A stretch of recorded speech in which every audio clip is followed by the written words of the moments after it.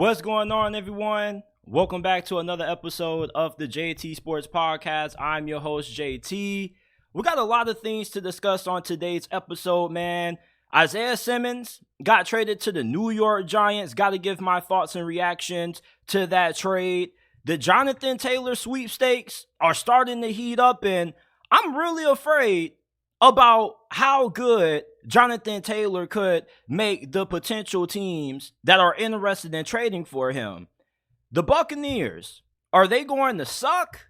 Or could they actually surprise and shock the NFL and exceed expectations? And lastly, I'm going to be giving you guys my expectations for Carson Beck going into the 2023 college football season. Before we start, if you're new to the channel and you haven't already, make sure that you leave a like, subscribe to the channel. We go live every day, Monday through Friday at 5 p.m. Eastern Time. Listen to the audio version of the JT Sports Podcast. We're not just available on YouTube. You can find us on all podcasting platforms, Apple, Google, Spotify, Amazon, wherever you get your podcast from, you can find the JT Sports Podcast.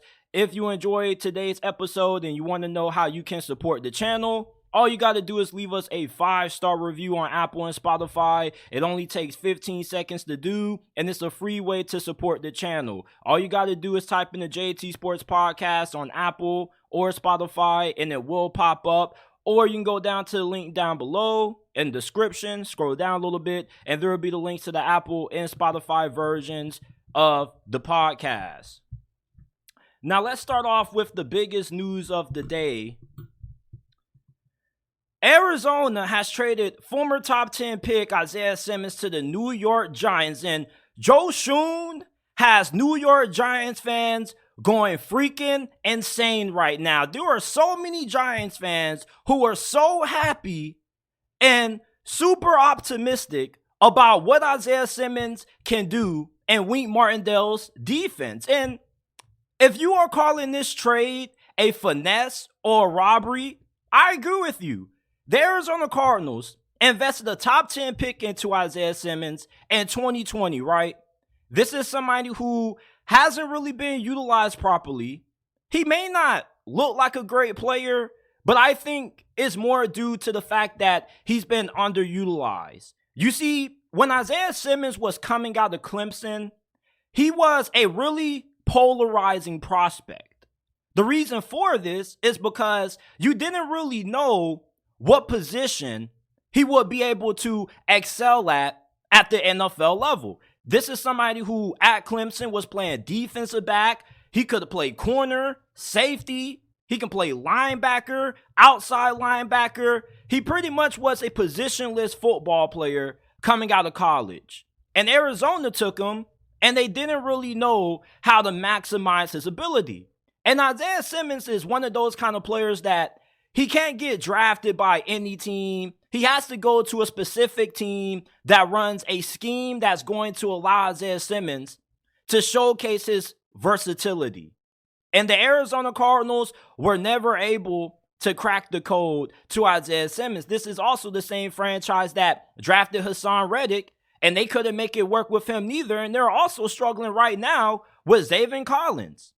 Going to the New York Giants for Isaiah Simmons gives him a great opportunity to reset his career and get coached by one of the best defensive coordinators in the game right now. Wink Martindale? You mean to tell me that you don't think he's going to be able to find a way to utilize Isaiah Simmons' unique athleticism? Is he going to play defensive back, linebacker? We don't really know. Word on the street is that they plan to play him as a linebacker next to Bobby Okereke. And Isaiah Simmons, although he has struggled up to this point of his NFL career, it hasn't been all downs for him. He has had some impressive moments. He also has had some pretty good games as well. It's just that when you have a player like Isaiah Simmons, who comes out of college and splits time playing so many different positions, he comes into the NFL solid at different positions, but never great at one position. Can Wink Martindale and this New York Giants coaching staff make Isaiah Simmons a great linebacker if they choose to play him at linebacker? If they want to play him at safety, That would be a pretty good selection to change his position to. This dude has great size. He's a fantastic athlete. I think he's a pretty good tackler. And if you play him at safety, there's a variety of different ways you can utilize him. You can utilize him in the box if you want him to cover against tight ends, running backs out of the backfield. Maybe you can use him in nickel or dime packages as a nickel or dime linebacker. There's just so much versatility that Isaiah Simmons can bring to your defense. You just have to find the right coach to be able to unlock it. And the Arizona Cardinals traded this man for a 7th-round pick. Arizona Cardinals fans, you guys can defend this bullshit trade all you want to. You can say, oh, we were going to cut him anyway. It doesn't matter. It still doesn't, negate the fact that you drafted Isaiah Simmons with a top 10 pick. You weren't able to develop him, and you're trading him for a bag of chips and a flat soda. You can't defend this. This is not a great trade. You could have at least received a 5th-round selection for Isaiah Simmons. It's not like this dude was doing nothing on the bench. It's not like a Trey Lance situation. Isaiah Simmons actually is a starting caliber player. Now, where is he going to start? That's another question that has to be answered by the New York Giants coaching staff. But you essentially traded a starting caliber player to the New York Giants for a 7th-round pick. Now, if you turn that 7th-round pick into a potential great player, kudos to you. But right now, this looks like a fleecing and a masterclass finesse by Joe Schoen and the New York Giants organization. And I'm not high on the New York Giants. I'm just going to keep it 100 with you guys. But I do like the moves that they've made with Darren Waller and then picking up Isaiah Simmons. Isaiah Simmons, when you have a player that can play multiple positions and also has a great ability to, bring something different to your defense. He's 6'4", 238 pounds, running a 4.4, 4.45. This dude is a freak. And anytime you can give Isaiah Simmons to a coach like Wink Martindale, he's going to be able to turn that thing into something special. Some Giants fans feel like they got the great value brand version of Michael Parsons. Gotta disagree with that. There's only one Michael Parsons. I understand where the comparisons are coming from, though. But Isaiah Simmons and Michael Parsons are not remotely the same player at all. Isaiah Simmons is not good when it comes to being able to get after the quarterback. Michael Parsons can play linebacker, and he can also play edge rusher as well. He can play on the D-line, inside linebacker, outside linebacker, wherever you want to put Michael Parsons on your front 7, he can excel at any position. Isaiah Simmons isn't the kind of player that Michael Parsons is. Isaiah Simmons brings you more when it comes to finding a linebacker who can help you in pass coverage, can man up against tight ends, maybe receivers in the slot.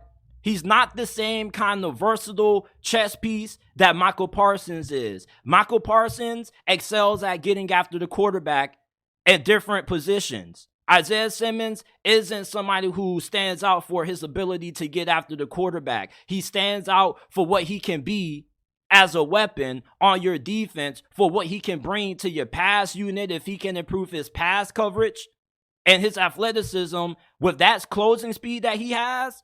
He could be a monster when it comes to generating a lot of tackles behind the line of scrimmage. He can be a really disruptive player, but he's not the same caliber of player that Michael Parsons is. So if you are expecting Michael Parsons out of Isaiah Simmons, your expectations are extremely misguided. Isaiah Simmons and Michael Parsons are not the same player. Even with Isaiah Simmons, let's say he reaches his full potential with the New York Giants, he still wouldn't be Michael Parsons. They just are two different players with two different skill sets. Yes, they're versatile, but that doesn't mean that they have the ability to do the same thing. And when I'm looking at the New York Giants defense this year, I like their secondary. And I love their front 7. Their biggest question mark has been linebacker. Does Isaiah Simmons fix that issue? Do you now have a really good linebacker core with Bobby Okereke and Isaiah Simmons? I don't know yet. And I think if you're a Giants fan, of course you're going to say, hell yeah, Isaiah Simmons is going to be that dude, but there's a reason why he's getting traded for a 7th round pick. We can blame Arizona for being unable to develop this guy, but we also have to point the finger at Isaiah Simmons and ask him, okay, why were you unable to reach your potential in Arizona? You can only put so much blame on the coach and not the player. There's a reason why he's playing for the New York Giants and no longer Arizona Cardinal. Not saying that to knock him, not saying that to, try to knock down the significance of this trade, because I do think that this trade can work out. But there have been similar trades like this in the past where we've seen a guy get drafted in the 1st round, not work out with one team, get traded to another team, and he still be shit. Isaiah Simmons very well could still be a bad player or a not great player with the New York Giants. This isn't something that we can just right now call a swindling or finesse. In terms of the compensation, yeah, you can. You're getting a starting linebacker or a starting caliber player for a 7th round pick. That's always a win in my opinion. But call this a fleecing? If we're talking about, what Isaiah Simmons is going to be able to be with the New York Giants, I think you got to slow your roll just a little bit, okay? Yes, you did get Isaiah Simmons for a great value. You have somebody who is low risk, high reward, and you're getting this for a 7th rounder. But that doesn't mean that he's going to immediately address an area of concern and that he's immediately going to just turn into this future gold jacket Hall of Famer. We got to see if this is actually going to be able to work. We believe this can work. I believe he'll be good with the New York Giants, but there's no guarantee. You see, there's a lot of Giants fans that make it seem like, oh, hell yeah. We got the next great linebacker. We got a fantastic future all-pro that we got for a 7th round pick. What the hell is Arizona doing? I get why you Giants fans are excited, but people had this same excitement when the Detroit Lions traded for Denzel Mims, and he didn't even make the roster. So I like Isaiah Simmons. I think him getting coached up by a defensive coordinator, Wink Martindale, is going to be able to elevate him. Is going to be able to help him get a little bit better when it comes to figuring out what he truly is in the National Football League. Is this guy truly a linebacker, or should he just be playing safety and just strictly be a safety? We don't know. But I do like this trade. I do think that Isaiah Simmons could end up having a really good career turnaround with the New York Giants. But we just can't say this is just set in stone going to work. We can call this a fleecing, like I said, based on the trade value that the Giants gave up for Isaiah Simmons, somebody who is still a starting player in this league. But we got to slow our roll when it comes to thinking that this guy is going to turn into a Pro Bowl caliber player just right out the gate. Let's just wait and see what he does with Wink Martindale. You do have a guy who's going to be able to start for you, but are you going to have somebody that can be more than just a good starter for you? You having somebody that legitimately is going to be able to be a game changer on this defense. I'm a little bit scared about these Jonathan Taylor trade rumors. And the reason why I'm scared is because the two teams that reportedly have been showing the most interest in Jonathan Taylor do not need this guy. What the hell do the Philadelphia Eagles need Jonathan Taylor for? They already got Buff Batman, Devontae Smith, Jalen Hurts, Dallas Goedert, one of the best defensive lines and offensive lines in the NFL. Why the hell do they need to be even more overpowered than what they already are?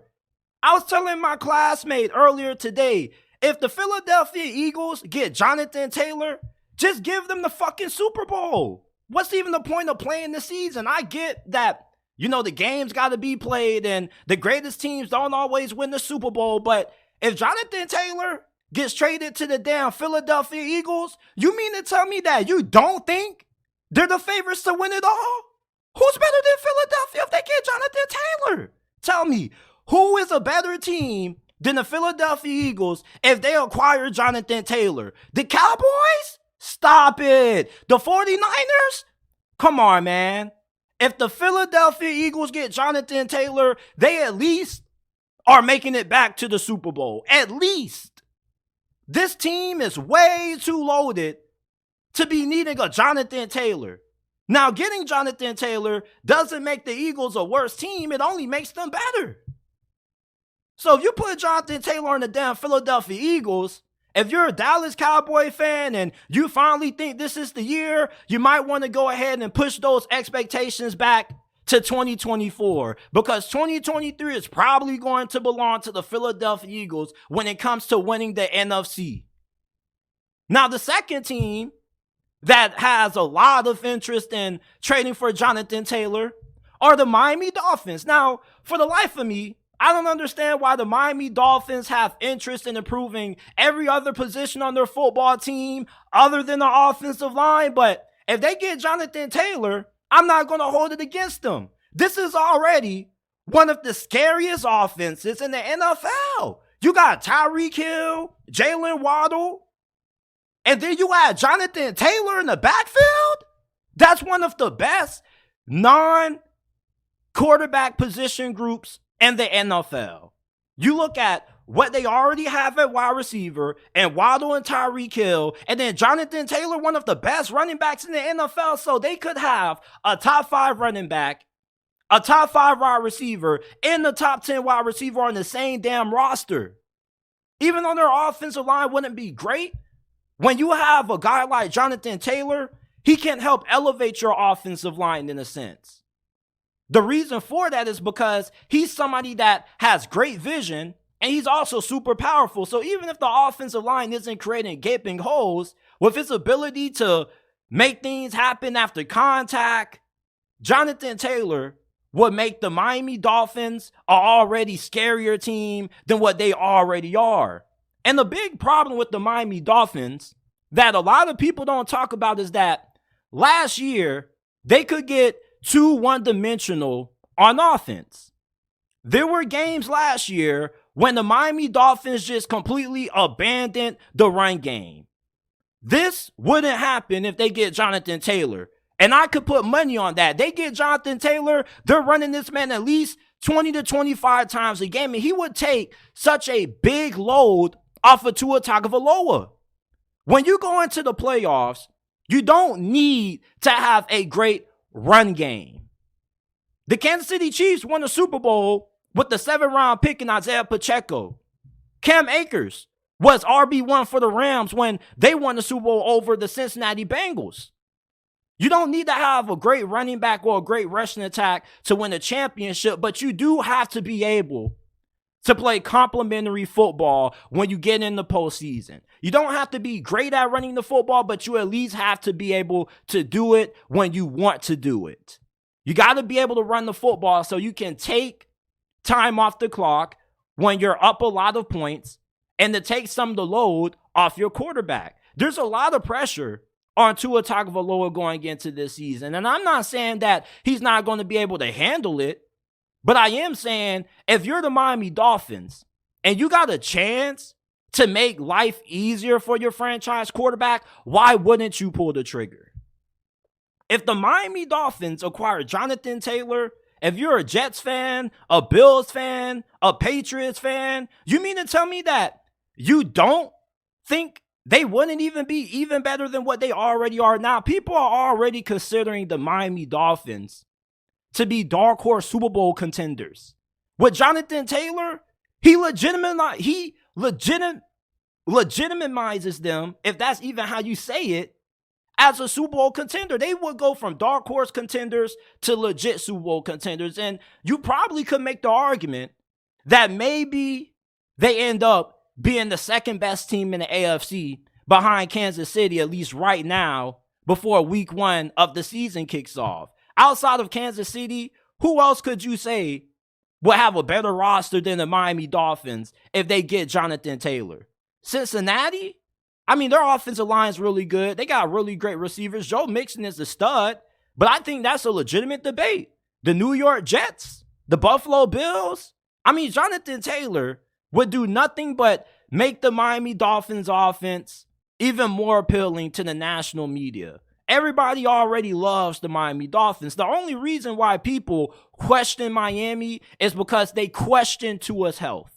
And they question the offensive line. But this offensive line shouldn't be god-awful. It shouldn't be dog shit like how it has been the last 2 years. This is an offensive line that should at least be able to be average to maybe slightly above average. And that's good enough for them to be able to win the Super Bowl because this offense is predicated on timing, rhythm, and being able to run the football. Mike McDaniels, where does he come from? He comes from the Kyle Shanahan coaching tree. And do you remember what happened to the 49ers run game when they acquired Christian McCaffrey? The run game went from being average to slightly above average to being the best in the NFL once they got CMC. This Miami Dolphins offense with Jonathan Taylor in the backfield, fam? Who's stopping this offense? Who? I mean, you can be a Bills fan, a Jets fan, a Patriots fan, whoever you root for. But if you're going to tell me that Jonathan Taylor going to the Miami Dolphins wouldn't make them a better team, then you're just a fucking hater. You are. How can you say Jonathan Taylor, who is one of the best running backs in the NFL since he's gotten drafted, wouldn't elevate Miami? They would be a scary team, fam. They already are dead terrifying right now. And they don't have Jonathan Taylor. And now they're talking about acquiring him? Like running back was really an issue? They already tried to get Josh Jacobs. The Miami Dolphins are one of those teams that if they get a guy like Jonathan Taylor, he may end up being the missing piece for them. This offensive line doesn't have to be great. You don't need to have a great offensive line to go far in the playoffs if you're able to compensate for not having a great offensive line with playmaking ability. Jonathan Taylor will be another home run threat for the Dolphins offense. They already have two of them at receiver. Jalen Waddle, Tyreek Hill, they're a threat to take it to the end zone every time they touch the football. Same thing with Jonathan Taylor. I like Raheem Mostert. He's not a bad running back. He was actually pretty good last year. It's just the Dolphins kind of forgot to feed him. But you get Jonathan Taylor, I don't give a damn. I don't care if the running back position isn't as valuable as what it used to be. Getting Jonathan Taylor doesn't make you a worse team. It only makes you better. It's like extra credit on the test. It's like you don't need it, but if you get it right, you appreciate the additional points. The Jonathan Taylor trade sweepstakes are really starting to heat up, bruh. And you better be careful what you wish for. If you were somebody who felt like Jonathan Taylor deserved to get traded for Indianapolis and you wanted him to get paid, how are you going to feel about that if you're a Cowboys fan and you got to go against him 2 times throughout the season? How are you going to feel if you're a Bills, Jets, or Patriots fan and you got to see a Dolphins offense with Tyreek Hill, Jalen Waddle, and Jonathan Taylor? I don't care if they got Tua at QB. I don't care how you feel about Tua. I don't care if Tua isn't a great quarterback in your eyes. This roster would be too good for Tua not to be able to get the job done. Jimmy Garoppolo took the 49ers to the Super Bowl one year. You mean to tell me you don't think Tua will be able to do the same thing with the Miami Dolphins, with JT, Tyreek, and Jalen Waddle? What? You're mad. You're crazy. You're a little insane. Just because the running back value doesn't have the same importance in the year 2023 that it did in 1975 doesn't mean that getting a great one wouldn't impact your Super Bowl chances. Getting great players does nothing but make you a better team, even if they are at positions that may not be as important to winning a championship as others, such as left tackle and pass rusher. But you can't deny that Jonathan Taylor wouldn't make them a better team. And then the Philadelphia Eagles, just the thought of him going to the Philadelphia Eagles, if I had to choose between the Eagles and the Dolphins, where I would rather see Jonathan Taylor play, I'd rather see him playing for the Miami Dolphins. The AFC is already stacked with great teams. And adding Jonathan Taylor would make the Dolphins one of the top 3 best teams in the conference. But if you give him to the Philadelphia Eagles with Jalen Hurts, A.J. Brown, Devontae Smith, a top 5 offensive line, a top 5 defensive line, and Jalen Hurts at quarterback, fam, how do you not pick that team to win it all? I don't want to see Jonathan Taylor in Philadelphia. I think Jonathan Taylor getting traded to the Philadelphia Eagles would be the NFL's equivalent to when Kevin Durant joined the Golden State Warriors. Like, the Dolphins, at least with him going to the Dolphins, there's a chance that they wouldn't be able to make it to the Super Bowl because of that offensive line and plus the concerns that you have with Tua's durability. But if this fool goes to the Philadelphia Eagles, dog, it's raps. How do you not say it's not raps? Seriously, they will have one of the best rosters in the history of the NFL. There wouldn't have been a team as talented as what Philadelphia would be this season if they acquired Jonathan Taylor since the year the Patriots had their undefeated record snapped in the Super Bowl against the New York Giants. I'd rather see him playing for the Dolphins than the Eagles. Because if he goes to the Eagles, I think we pretty much already know who we're picking to win it all. But if he goes to the Dolphins, yes, the Dolphins definitely would elevate themselves in the Super Bowl conversation. But with how much talent there is in the AFC between the quarterback position and just the overall team talent as a whole, the AFC still wouldn't be a gimme for the Miami Dolphins. And they still would have some legit competition to win that division. Meanwhile, Jonathan Taylor on Philly, bro, they're winning their division and they're making it out of the NFC again. The NFC is not as tough as what the AFC is because the AFC is where the majority of the best quarterbacks reside. And the NFC is different. You give the Eagles, who already have the best quarterback in the conference, the best overall team in the conference, one of the best running backs in the NFL, you don't think they're going to win it all? Okay, did you hear Jalen Hurts after they lost that Super Bowl? Have you heard what's been coming out about Jalen Hurts and how he's been responding to that Super Bowl loss? This dude is super motivated. The last thing I want to see is Jonathan Taylor joining the freaking Philadelphia Eagles, who seem to dominate free agency. They dominate in the draft. All you're going to do is kind of put Philadelphia in a position where maybe they could end up making their own dynasty. We keep talking about the Chiefs dynasty, but Jonathan Taylor to the Philadelphia Eagles, you mean to tell me that you don't think they're going to be able to at least win one Super Bowl within the next 3-4 years with him on the roster? These Jonathan trade talks are scaring the hell out of me, man. The last place I want to see Jonathan Taylor at is in a Philadelphia Eagles uniform. And I'd rather not see him playing for the Miami Dolphins. Trade him to the Chicago Bears or something. Like, bro, you mean to tell me that Jonathan Taylor playing for the Colts or the Eagles wouldn't make either one of those teams a better pick to win the Super Bowl than what they already are? He only makes them better.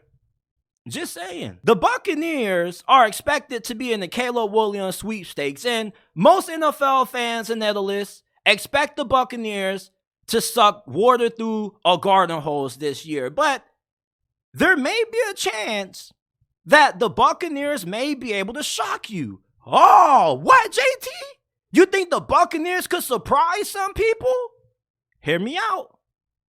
This team is not as bad as what you may think. At wide receiver, you got Chris Godwin and the most underrated wide receiver in NFL history, Mike Evans, who's had 1,000 yards receiving every single season since he's been in the league. Their wide receiving core is really good. Baker Mayfield shouldn't be able to struggle when it comes to finding open receivers because at least one of these dudes should be open. I know Chris Godwin had a down year last year, but he was still rehabilitating from that injury that he suffered the year prior. You got a really good young running back in Rashad White, who has great vision, great hands out of the backfield. And even though there's not a lot of confidence in Todd Bowles as a head coach, you know that he's always going to have that defense up to par. Their defense did have a slight drop-off last season, but it was more due to injuries than it was coaching. If Baker Mayfield can give the Buccaneers competent quarterback play, you mean to tell me that you don't think they would be able to compete for the NFC South? This division is not good. This is the worst division in the NFL. The Carolina Panthers are allowing their preschooler to get smacked around that quarterback. It doesn't look like they give a damn about protecting him. The Atlanta Falcons, I don't know. They could go either way. They're a really interesting team, but they're not a team that you can look at right now and be like, hell yeah, they're going to win this division. And then the New Orleans Saints, bruh, I'm not putting a single ounce of faith in Dennis Allen as a head coach. I'm sorry, Saints fans. You guys got a really good roster, but you're not going to sell me on Dennis Allen. I'll take Todd Bowles before I take Dennis Allen. At least Todd Bowles has been able to get a team to the playoffs and had a winning record. And we're not talking about what he did last season with Tampa Bay. We're talking about what he did in his early years as the head coach of the New York Jets. If Baker Mayfield can be a competent quarterback this year, he doesn't have to be great. He doesn't even have to be average. If you can give the Buccaneers just barely below average quarterback play, you're going to have a shot at winning this division because the quarterbacks in this division aren't great. Bryce Young is unproven, even though I'm high on him. Derek Carr, I don't think he's as good as what a lot of people think he is. There's a reason why the Raiders moved on from him. And the Falcons, bruh, there's just as many questions about Desmond Ridder as there are when it comes to Baker Mayfield being named the starting quarterback. Baker Mayfield, although he hasn't been great over the last couple of years, he's been passed around the NFL like, a hot potato. But he has shown the ability that if you can give him decent coaching and a decent team around him, he can win you some games. I know it's fun to make fun of Baker Mayfield, call him sorry, call him a crappy quarterback, call him a bust. But if you can give Baker Mayfield a solid team around him with some solid protection up front, he can deliver. Now, this offensive line is a huge question mark. I mean, they got Tristan Wirfs going from right tackle to left tackle, and it's stressing him out so much that he has to seek some mental therapy for it. Nothing wrong with seeking some mental therapy, but you don't really like hearing that, one of the best players on your team, especially on the offensive line, is having a little bit of anxiety when it comes to his position change. You want Tristan Wirfs to be oozing with confidence. You want Tristan Wirfs saying, hell yeah, fool, I can play right tackle and left tackle and still dominate. You don't want to hear concerns that he's a little bit, anxious about making that position change. They also got another right tackle in Gottlieb, who played guard last season, but he played right tackle most of his time when he was at Central Michigan. I mean, this offensive line is a huge concern, but if this offensive line can improve and this is a decent unit, the Buccaneers can make some noise in this division. This is not a tough division. And I'm not writing off the Tampa Bay Buccaneers just because they got Todd Bowles and Baker Mayfield. Like, I do believe there is a legitimate chance that the Buccaneers could win this division. This division was terrible last year and they won it because they had Tom Brady. They don't got Tom Brady anymore. They don't have old reliable. They got to go find a new identity to win. And I like Dave Canales as their offensive coordinator. Dave Canales was on Seattle's coaching staff for a couple of years. And he was on their staff last season when Geno Smith, remember the guy everybody wrote off and didn't write back? Yeah, he ended up having one of the best touchdown to interception ratios in the NFL last year. He was the biggest story in the league. Dave Canales comes to Tampa, and you kind of have a similar situation where Baker Mayfield has been thrown around the league a lot. He's been doubted. He's been extremely scrutinized by the national media. And he has a chance to kind of make the best of his last potential opportunity as a starting quarterback in the NFL with Dave Canales. Dave Canales is going to be running a quarterback-friendly system. This is a system that is going to be tailor-made for Baker Mayfield to have an easy time being able to understand the terminology. This isn't going to be one of those complicated, complex offenses where it may take a couple of weeks for everything to start clicking. Dave Canales is building an offense that should fit Baker Mayfield really well. There's going to be a lot of bootlegs, a lot of play action, getting Baker Mayfield on the move, outside the pocket. When was Baker Mayfield playing his best football? In 2020, the year the Browns went to the playoffs, right? What did the Browns do that season that had Baker Mayfield performing at that level? Using play action, getting him outside the pocket on rollouts, bootlegs. That's where Baker Mayfield thrived. And if Dave Canales can do the same thing that the Browns did with Baker Mayfield in 2020, with the talent that they have at wide receiver, even if their offensive line is shaky, Baker Mayfield can have some success. Now, Baker Mayfield has to do a better job at making better decisions with the football, not being reckless in, the fourth quarter of games.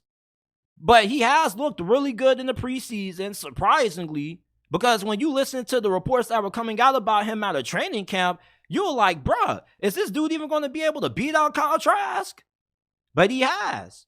And I'm not a Baker Mayfield hater. I actually root for Baker Mayfield. I like his personality. I feel like he's a little misunderstood. But at the same time, the NFL is a performance-based business. And if you don't perform, then you're not going to get a lot of respect in this business. If Baker Mayfield goes out and plays serviceable football for the Tampa Bay Buccaneers, all they really need him to do is be a good game manager. Don't turn the damn football over. You're going to have a great defense. We know this. Okay, Todd Bowles, despite all the skepticism about him as the head coach, we can at least trust him to have a great defense. He's proven that. He's proven that no matter how bad his teams are, his defenses are always going to be top notch. It's really just the offense. And there wasn't really any better that the Buccaneers could do at quarterback. You think Jimmy Garoppolo is going to make this team even better than what they are with Baker Mayfield? Jimmy G's better than Baker Mayfield, but not by a huge margin. I think that Baker Mayfield has a really good opportunity to resurrect his career. Good group of wide receivers, great running back in the backfield. Your offensive line may not be great, but I mean, for the most part, Baker Mayfield should be able to have some success in Tampa Bay. And if he can be a top 18 quarterback this year, I think that possibly could be good enough to win the NFC South. When we're looking at Tampa Bay overall, though, from a realistic standpoint and not a hypothetical standpoint, this team probably won't be that good this year. They probably should be in the Caleb Williams sweepstakes. Todd Bowles isn't a great head coach. Even though I'll take him before I trust Dennis Allen, that's not really saying too much. His teams don't really look all that prepared. They don't really make great adjustments. There's a lot of questionable decision-making. Like, y'all remember that damn fake punt against the Cincinnati Bengals, bro? Like, what the hell was up with that? You feel me? So I'm not really expecting the Buccaneers to surprise anybody or to shock us. But I'm at least taking the time to acknowledge that there is a chance that Tampa Bay could surprise. You want to know something funny about being a dominant team? When you're a dominant team like Georgia, people look for just the smallest thing to use against you to doubt you. And people are doubting Georgia's ability to three-peat because of Carson Beck at quarterback. You guys don't know how many damn Tennessee fans have been hitting me up saying, man, JT, we got a great chance to win the East this year, man. Georgia has to come to our house this year, and Carson Beck playing on the road in Rocky Top, it may be a little bit too much for him. Oh, we don't know what to expect from Carson Beck. They got so much great production out of Stetson Bennett that how do you know if Carson Beck is going to be as good as what he was? You want to know what's so funny about all these doubters when it comes to Georgia football and Carson Beck? These probably were the same people doubting Georgia's ability to win a championship when they had Stetson Bennett at quarterback. I bet you that some of the same people who are doubting Carson Beck told you that TCU was going to upset Georgia in the national championship, and you tell me how that went. You know, Georgia's just one of those teams that you shouldn't doubt them because they're having new faces at certain positions. The quarterback position is one of the most important in all of football. But when it comes to Georgia's ability to reload, I'm not really worried about Carson Beck. Carson Beck is better than Stetson Bennett from a talent standpoint. And he probably is better than JT Daniels and Jake Fromm. It's funny how the biggest knock on why people doubted Georgia being able to win the title in the first place was because people questioned if Kirby Smart would be able to develop a good enough quarterback that could lead them to a championship. Everybody thought that you needed to have a Bryce Young or Trevor Lawrence or a Justin Fields caliber quarterback to win a national championship. And yet Georgia has won back-to-back ships with Stetson Bennett at quarterback. Carson Beck is way better than Stetson Bennett when it comes to his arm strength. This dude can throw the football with the best of them.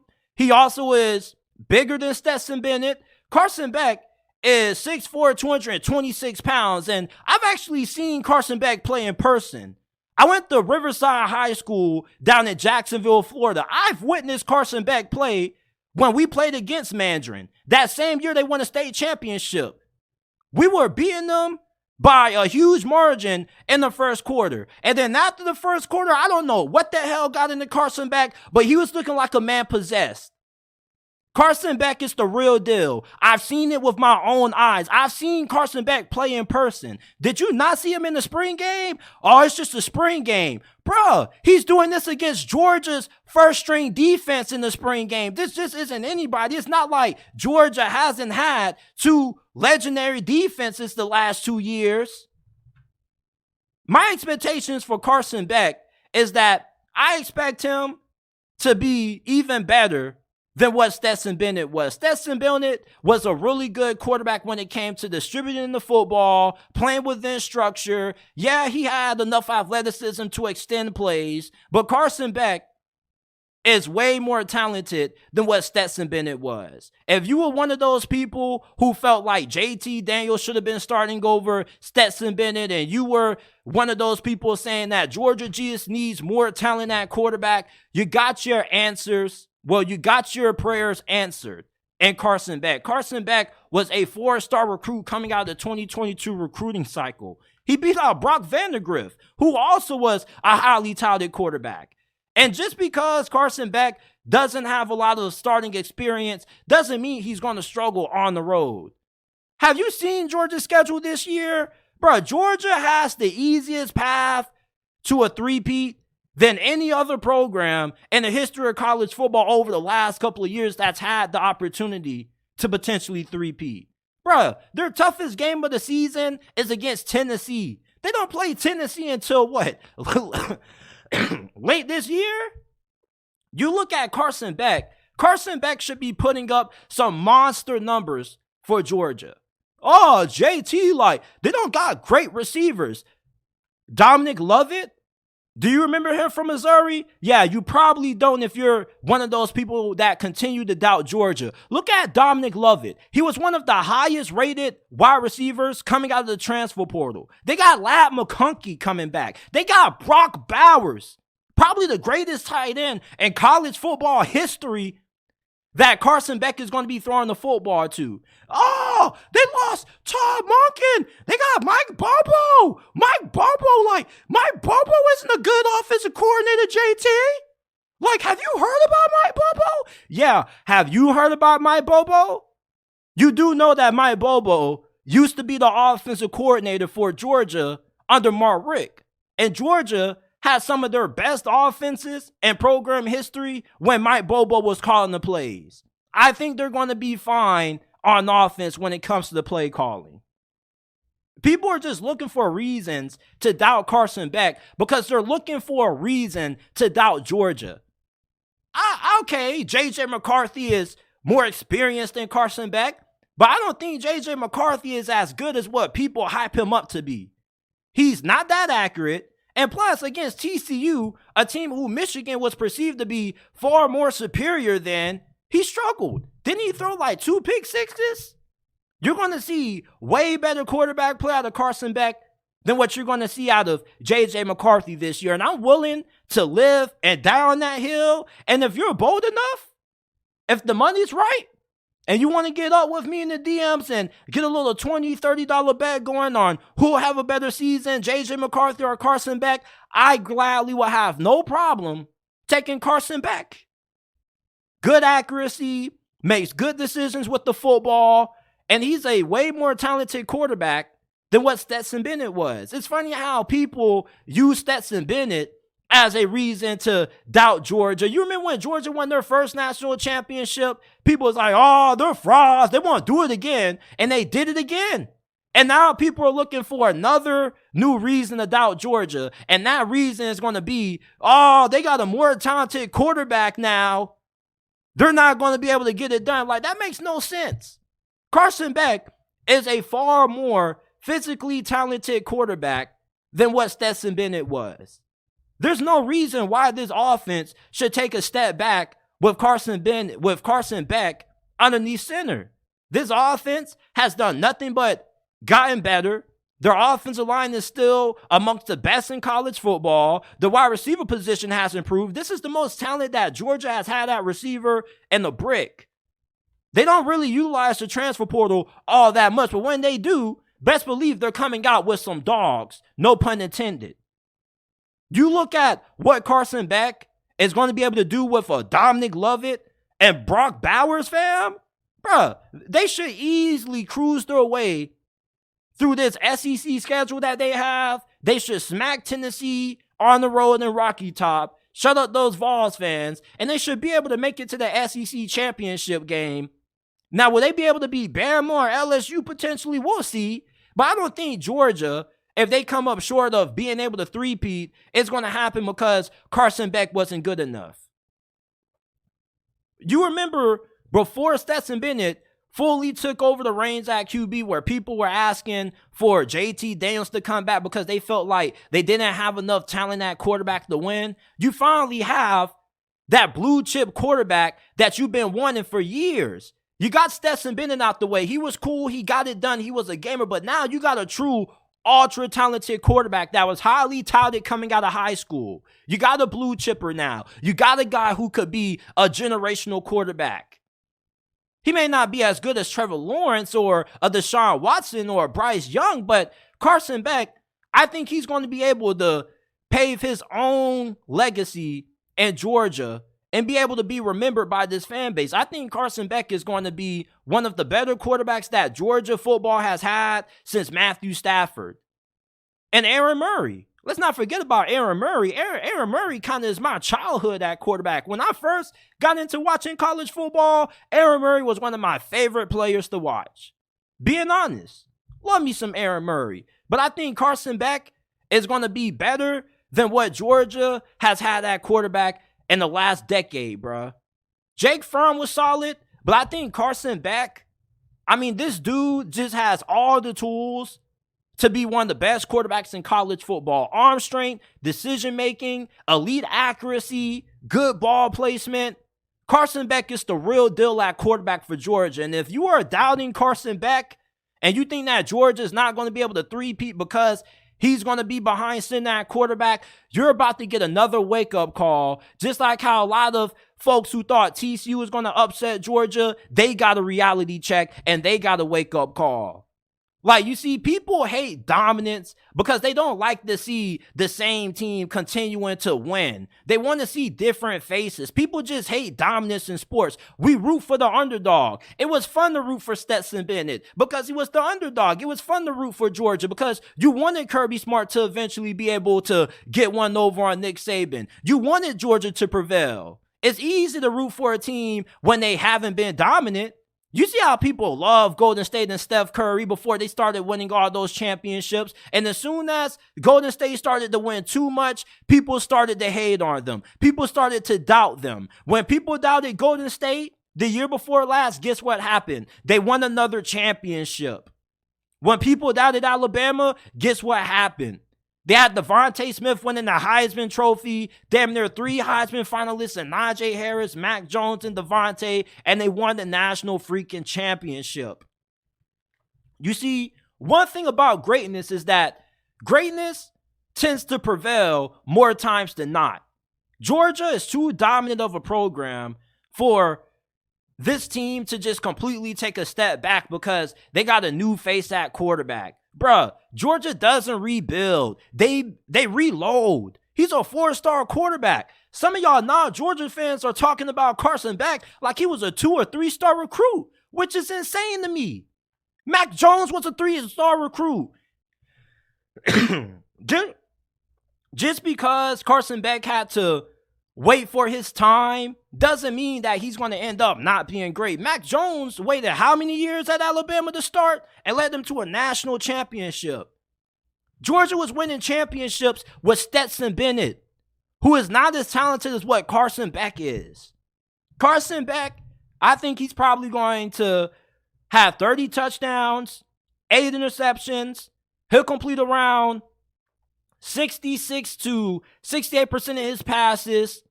And I think that he's going to lead Georgia to their 3rd consecutive national championship. This is it for this episode of the JT Sports Podcast. I appreciate you guys for tuning in. If you haven't already, make sure that you like and subscribe to the channel. We go live every day, Monday through Friday at 5 p.m. Eastern Time. If you enjoyed today's episode, rate us 5 stars. On Apple and Spotify, we're trying to get to 100 5-star reviews before the start of the NFL and college football seasons, which are just around the corner. So go ahead, rate us 5 stars. Apple, Google, Spotify, Amazon, wherever you get your podcast from.